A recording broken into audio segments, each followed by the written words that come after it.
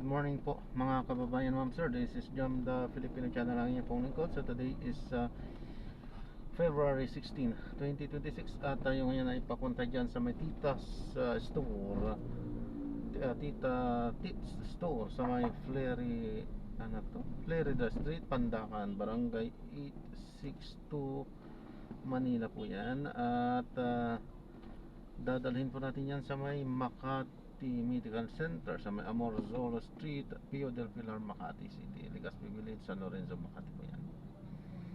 Okay po, so magbabalik po tayo mamaya unti pag nakuha na po natin sila. Disclaimer lamang po,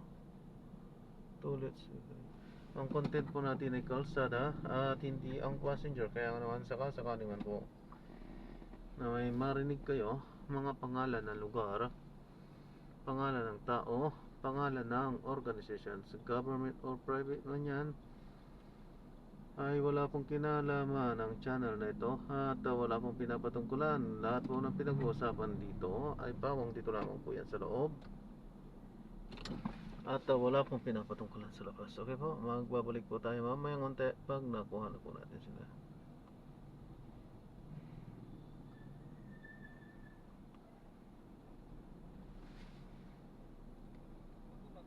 Sa 35 pesos ang farm gate price. Ganyan, parang, ba't mo naman ititigil? May mga test daw. Ano ba yan? Yung spirometer ba yan? Spirometry? Yung testingin yung function ng iyong Ano ba, baga. hihingalin ka?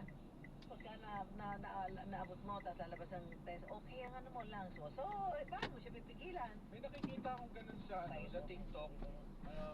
Yung sa TikTok, Susan, yung may counter, tapos inhale. Hold For 1 hour. Grabe na 1 hour. Mga 10 minutes, 10 seconds. Hold, makikita mo sinusukat, healthy lang. Okay, normal lang. Yan ang kung depende sa tagal na kaya mo na Ayan. release.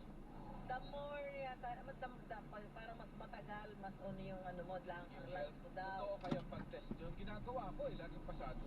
Oo.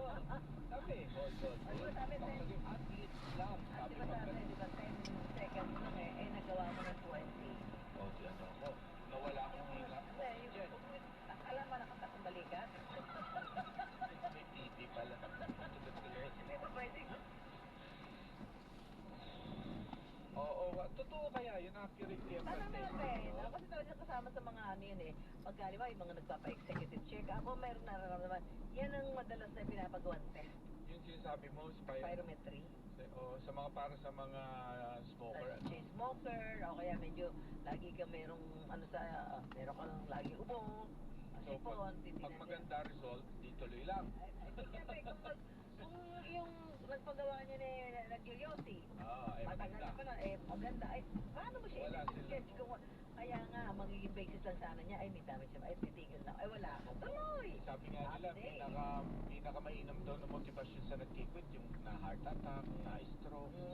Yan daw talaga, pag kaya na nag-quit, wala sabi-sabi quit talaga. Sa takot. May mga kakilala tayo din yan, Oo. Nung nagkaroon ng mga, atake, stop na. Yan ang pinakamatibay na motivasyon. yun, talagang ayaw mo na makita siya agad sa Pedro. Oo. Saka na lang, tawad mo na Lord. Sige na po, traffic mo.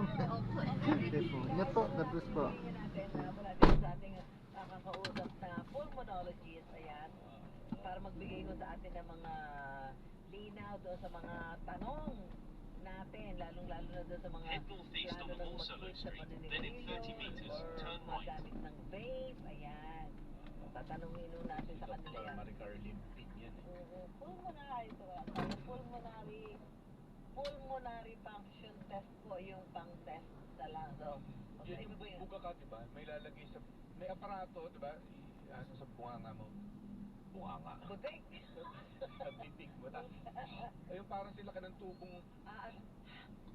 So na-drop na natin sila. Maraming salamat po sa panonood hanggang sa muli. God bless. Paalam po. Oo nga, oo. Doon yata